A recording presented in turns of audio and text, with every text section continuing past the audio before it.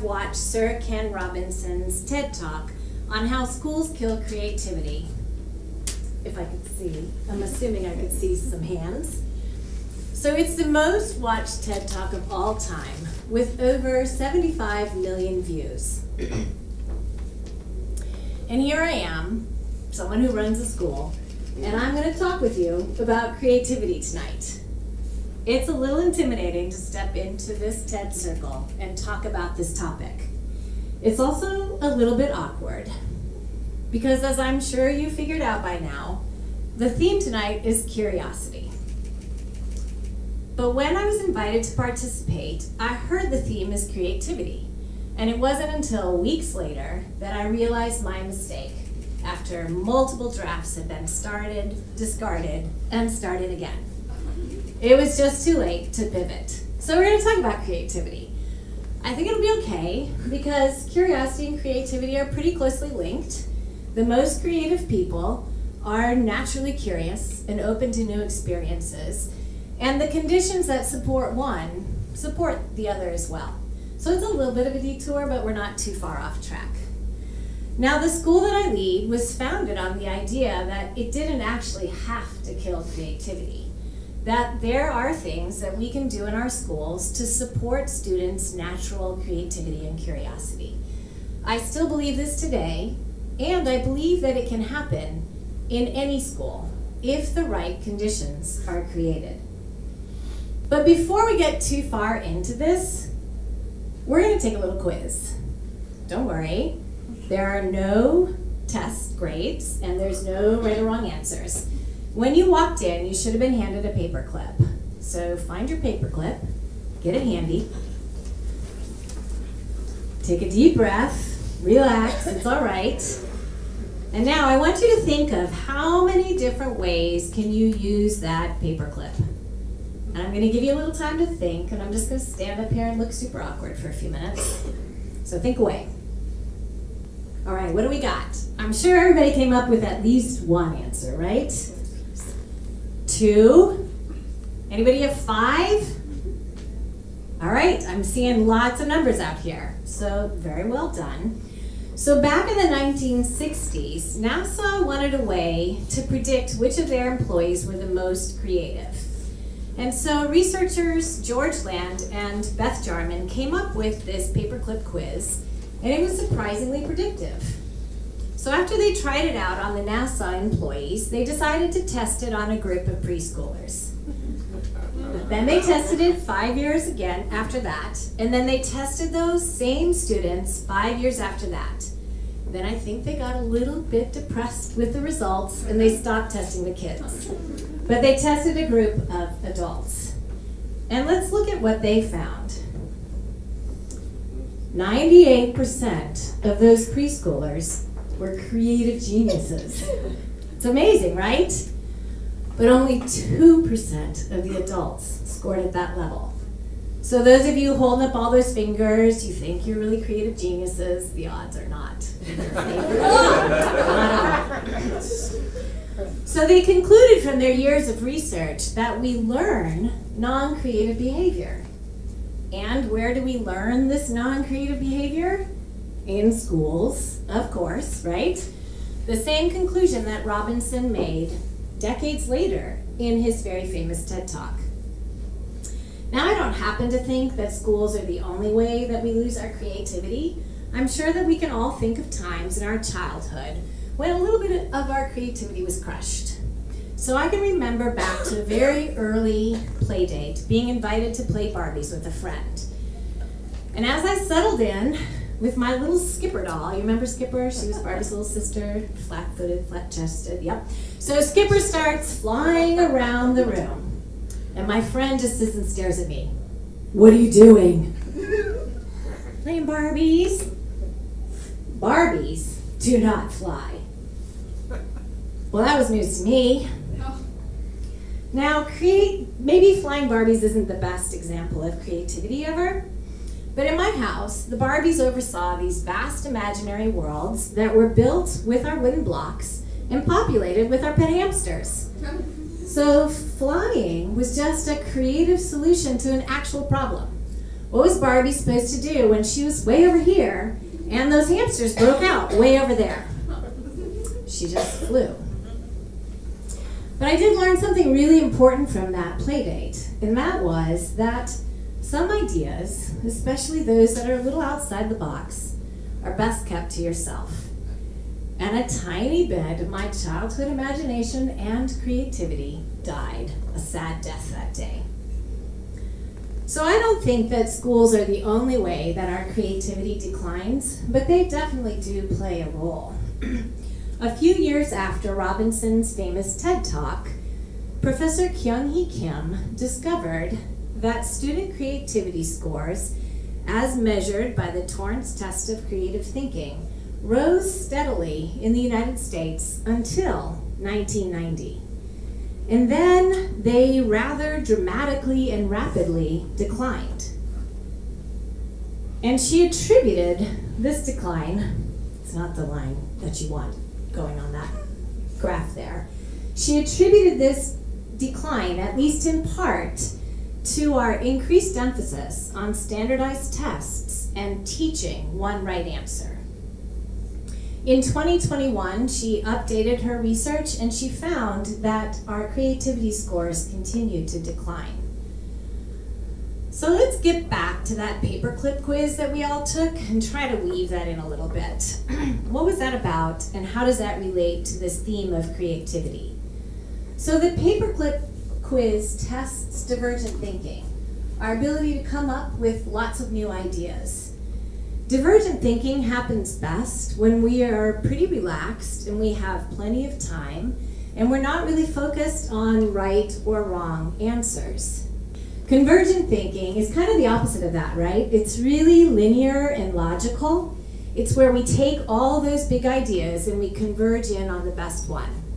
Now, creativity requires us to be able to use both kinds of thinking. We need that divergent thinking to come up with lots of ideas, and we need convergent thinking to help us pick the best one and then make it happen.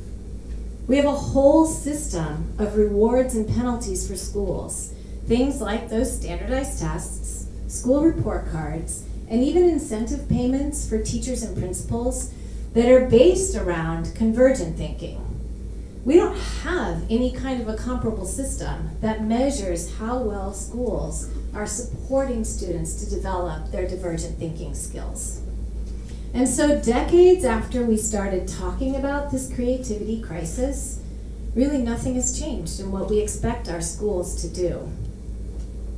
So that is a little bit depressing, but I am an eternally optimistic person, and I do think that there are signs of some changes.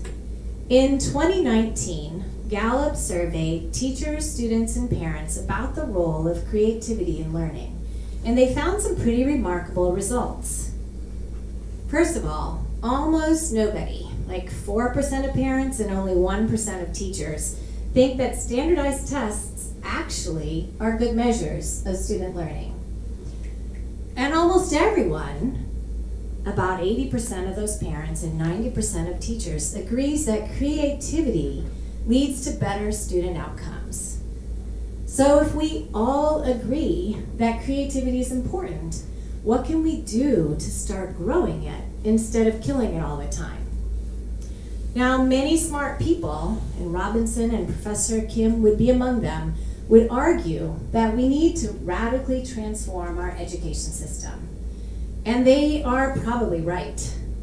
But we've waited decades for this transformation to happen.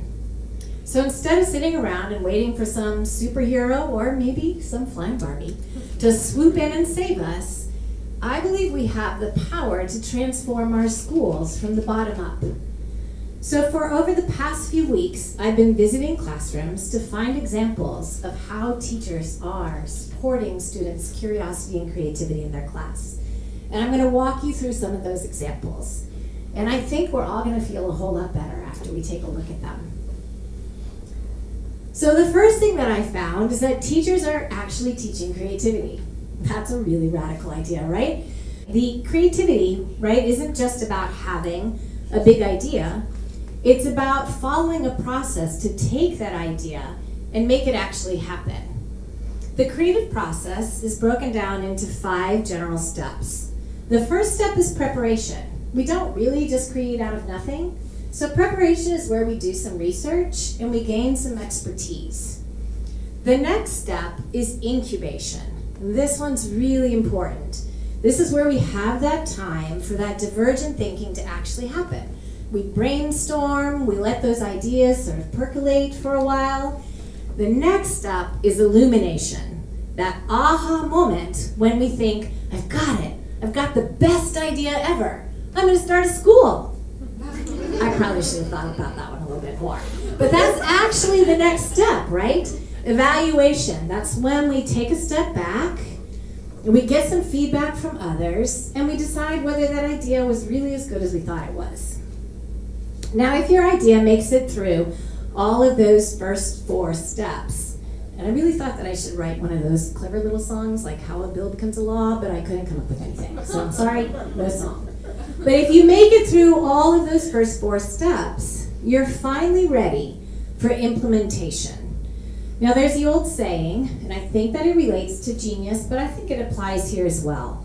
It's 1 part inspiration and 99 parts perspiration. Implementation is just where all that perspiring takes place, right? It's the hard work of creativity. So that's where we are. And here we have this really beautiful example of teaching that creative process in a middle school art classroom. So teacher Jen Lipsy Edwards, she's right over here, asked students to make maps of imaginary worlds. So they prepared by learning a little bit about the history of cartography and looking at lots of beautiful examples. And then they had time to brainstorm divergent thinking skills and to really come up with all their best ideas. And then they practiced, and they got feedback from others, and finally, they were ready to implement, or I really love this, ink their best ideas. And look at the result. It's really, really amazing student work. And here we have another example of teaching the creative process from a 6th grade English class. I really do love this graphic that helps put this process in student-friendly language. So in 6th grade English, students are reading the book, The Boy Who Harnessed the Wind, about a young man who builds a windmill for his village, sort of self-taught and just using materials that he finds. So teacher Jeffrey Root prepared the students for this. He had them build their own machines using recycled or found materials. And he prepared them again by giving them lots of great examples to look at. He gave them plenty of time to brainstorm and come up with great ideas. And then this is really, really important. He made sure that they all understood that failure is an expected part of the process. So I stand at the front door in the mornings and I greet students as they come into school. And so as students were bringing their machines into school, they would come up to me and they were just as excited to share with me the ideas they had that didn't quite work out as they were to show me the things that did. Now remember, this is an English class. You can teach creativity in any classroom. Aren't those great? So now we're going to test our brain knowledge for just a minute. How many of you know what the amygdala does? Now I can actually see your hands a little bit. Right, these TED Talks are good for things. I am sure there's 1,000 TED Talks on the amygdala. So the amygdala plays a really, really important role in keeping us safe. When we perceive a threat, the amygdala goes into action and it shuts down the part of our brain where new and novel and possibly risky thinking happens. Now the amygdala isn't just triggered by physical threats. It can go into action when we feel vulnerable or embarrassed. And schools are full of situations where we feel vulnerable and embarrassed, right? I mean, think back to your own middle school years, or maybe just think about tonight. I'm up here wondering if I've got the right clothes on. Does my hair look okay? My hair never looks okay. Do I have something in my teeth? I didn't eat before doing this TED Talk because I was sure I would have something in my teeth. So this is how kids are feeling every day. So we have to work really, really hard to create classrooms where our students feel safe enough for this possibly risky thinking to take place. And one of my favorite safe spaces on campus is our 5th grade science inclusion classroom, where co-teachers Jen Ryan and Megan Dinkenberger and their whole team have worked together to create this really beautiful, safe, inclusive, and joyful classroom. Now, when you meet with Jen and Megan, you figure out really quickly that they spend a lot of time thinking about this. So they start with this shared belief that every student can learn at a really high level. And because they believe that every student can learn at a high level, they expect them to. And from there, they're just thinking about how they can modify the conditions in that classroom to help every student feel safe and successful. And so a few things that they do that really stand out. The first one of these is they make sure that the expectations in the class are really, really clear. You know how it feels when you go into a new social setting, or maybe you're someplace that's unfamiliar to you, like an airport in another country and all of the directions are in a language that you can't really read very well. You feel really insecure. You don't exactly know what to do. I think this is how kids often feel when they go from class to class, and the expectations in each room is a little bit different, and they're not really clearly communicated. I picture their amygdalas just buzzing away and they're ready to shut their brains down. So here in this classroom, they post those expectations up on the wall. You'll see them as soon as you walk in. They're taught and retaught as often as necessary. It's just as important as the science content. So they also do this amazing job of giving students choice. So students have the choice of how they participate in the learning in the classroom. And here we see a student whose job that day is to welcome all of his friends into class. Other students might be the note takers that day, or they might be the investigators. But they all have a role in contributing to the learning that's happening. Another way they give students choice is how they show what they've learned. So students can use verbal language to explain what they've learned. They can write it down, they can draw a picture, or in the case of one really special student, he can type it into a device and the device talks for him. So using this choice helps students feel safe in the classroom. So they've put these things in place so that this is a classroom where all students feel like they can take risk. And that is an essential component if we want creativity to thrive in our classrooms. Grapple. It's kind of a funny word if you say it over and over again, grapple, but I really love this word. And students in 6th grade math know the meaning of this word really well. Every time I visit their classroom, they are solving problems. Now in math, maybe more than in any other subject, there is tremendous pressure to help every student learn one right answer, right? And so teachers often use a teaching method that's known as I do, and then we do, and then finally you do. It is a really efficient way to get all students to the right answer. But if you use it all the time, it takes all of the problem solving and the creativity, and you might even say all of the beauty out of mathematics. So in Charlie Keller's 6th grade math class, this idea is flipped upside down. Students have the chance to work together on problems that are just a step or two beyond what they've already learned how to do. He gives them time to grapple and to try out different approaches. And year after year, students in his math classes make more growth on the end-of-year state tests than their peers around the state. I think this is really, really important for teachers who are teaching in really test-centric schools, right? You can take time to let students grapple and solve the problems themselves, and you can still prepare them for those tests. So imagine for a minute that your boss says to you, I need you to write me a 10-page memo No one is going to look at it except for me, and we're not going to do anything with your ideas. Now, are you going to do your best work? I know that I'm not going to. But we ask our kids to do this every single day. In fact, going back to that Gallup poll, 16% of students said that they never did work that was shared beyond the classroom.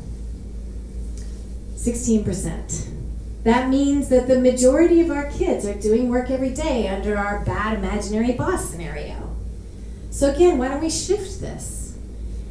Recently in Dr. Laura Hawkins' 9th grade class, students were given the opportunity to respond to a prompt from the New York Times on what is teenage life like in 2023.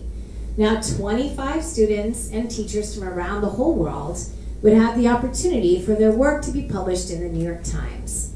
And one of those students was Hazel Wells, a student who's here tonight and who is in Dr. Hawkins' classroom. I really adore her analogy of teen life as a dartboard. I can relate to this as an adult.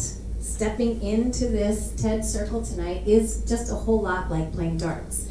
So many people make it look so easy, and I'm just up here trying not to poke an eye out. So to Hazel, a really special Bullseye Award for your remarkable work. And just think about it. That is not a really big switch to make, right? Share student work beyond the classroom. Now my final example is a little bit different from the others because it probably is a little harder to do in all schools. Every student in our school has the opportunity to do a learning expedition each year. Now, learning expeditions are complex and they have lots of parts. They start with looking at a big idea or an issue from the real world. And then students are given the opportunity to do field work and research. And at the end, they create projects to show what they've learned, and we share it with an audience beyond the classroom. So they tick all kinds of boxes in how schools can be supporting students in being creative. Now in 11th grade, the expedition looks at the issue of the affordable housing crisis in our community. In Tashale Bayan's math class, students are given a budget and they learn how to do all the math to calculate mortgages. Now they learn some really important math, like the idea that if you pay a little extra on your mortgage at the front end, it saves you a whole lot of money on the back end, right? They also learn that the average salary in our community will not pay for the average mortgage on a house. As part of the expedition, they partner with Habitat for Humanity and they help to raise funds and actually build a home for a family. And then at the end, they have to come up with projects on how they as students can actually try to address and make this crisis feel a little less painful for people. Now this isn't easy, and teachers in many schools are going to run into all kinds of barriers in trying to implement a full expedition. But I think that there are at least parts of this that could be done in any classroom anywhere. We just have to give teachers the time and the permission to create learning experiences that are not likely to show up on a standardized test. So let's look back at these strategies I found that teachers are using to inspire creativity in their classrooms. First of all, they're teaching it. Next, they're making sure that students feel safe enough to take risks. They're giving students choices. They're letting them grapple and solve problems on their own. They're honoring their hard work by sharing it beyond the classroom. And finally, they're letting students do real work that matters. These ideas don't really sound all that radical, but imagine the difference it would make if every student had this kind of learning experience. Now, if we want our children to stay curious and creative, we have to make space and time for this in our schools. No one is flying in to do this work for us. Teaching is really hard, but all of these strategies are things that teachers anywhere could do in their classrooms. If we have the vision and the persistence, then we have the power to transform our classrooms into laboratories of curiosity, joy, and creativity. and our students will be ready for the futures they create. Thank you.